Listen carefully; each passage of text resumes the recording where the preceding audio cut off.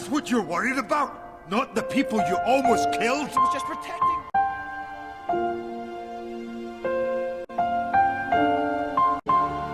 I wouldn't kill him because he looked as frightened as I was.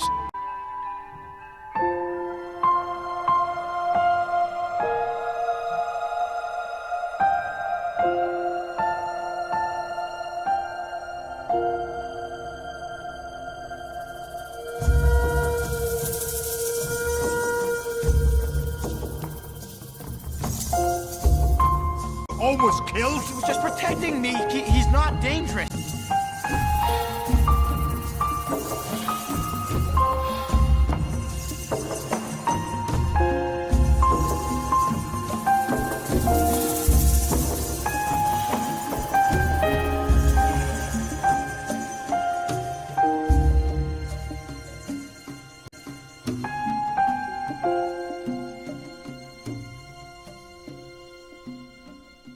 Him, and I saw myself.